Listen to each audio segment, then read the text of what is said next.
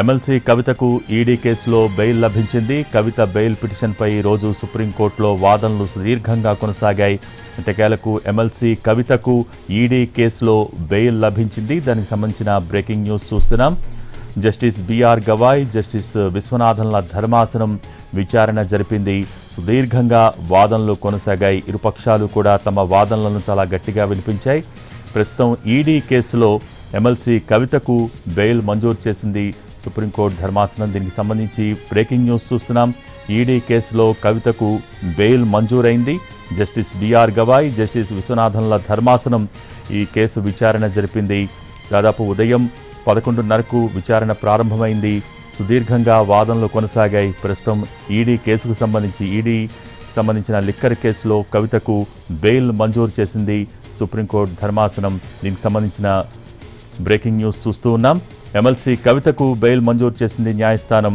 ED కేసులో కవితకు bail మంజూరు చేయడం జరిగింది.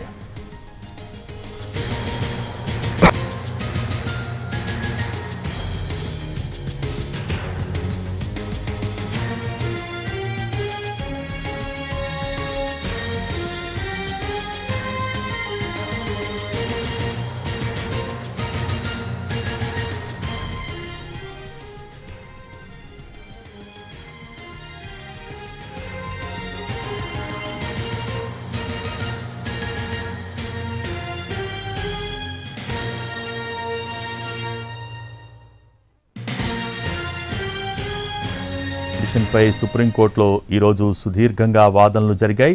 ప్రస్తుతం ఎమ్మెల్సీ కవితకు బెయిల్ మంజూరు చేసింది న్యాయస్థానం. ఢిల్లీ లిక్కర్ కేసులో కవితకు బెయిల్ మంజూరైంది. ఈడీ కేసుకు సంబంధించి ప్రస్తుతం కవితకు బెయిల్ మంజూరు చేయడం జరిగింది. ఈరోజు ఉదయం సుదీర్ఘంగా వాదనలు కొనసాగాయి. జస్టిస్ బిఆర్ గవాయ్, జస్టిస్ విశ్వనాథన్ల ధర్మాసనం విచారణ జరిపింది. కవిత తరపున ముకుల్ రోహిత్కి ఈడీ, సిబిఐ తరపున అడిషనల్ సొలిసిటర్ జనరల్ ఎస్వి రాజు తమ వాదనలను వినిపించారు. దర్యాప్తులో ఆలస్యం జరుగుతున్నందున కవితకు బెయిల్ ఇవ్వాలని కోరారు రోహిత్కి. మొత్తం ఈ కేసుకు సంబంధించి దాదాపు 493 మంది సాక్షులు, అలాగే 50,000 పేజీల డాక్యుమెంట్లు ఉన్నాయని, పైగా ఆమె ఓ ఎమ్మెల్సీ, ఎక్కడికి పారిపోరంటూ కూడా రోహిత్కి తన వాదనలని గట్టిగా వినిపించారు.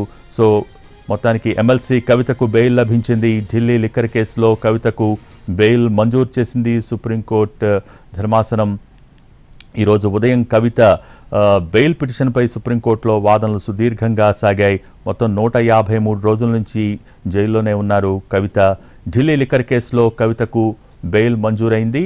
సుప్రీంకోర్టులో ఈరోజు వాదనలు సుదీర్ఘంగా కొనసాగాయి. జస్టిస్ బిఆర్ గవాయ్, జస్టిస్ విశ్వనాథన్ల ధర్మాసనం విచారణ జరిపింది.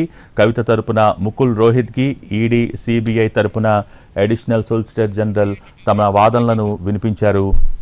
153 రోజుల నుంచి జైల్లోనే ఉన్నారు కవిత. ఈరోజు కేసు తను బెయిల్కి అప్లై పిటిషన్ వేశారు. సో దానిపైన వాదనలు కొనసాగాయి. ప్రస్తుతం 1.5 పాటు ఈరోజు సుదీర్ఘంగా వాదనలు కొనసాగాయి. ప్రస్తుతం ఎమ్మెల్సీ కవితకు బెయిల్ మంజూరైంది. ఢిల్లీ లిక్కర్ స్కామ్లో ఎమ్మెల్సీ కవితకు బెయిల్ మంజూరైంది.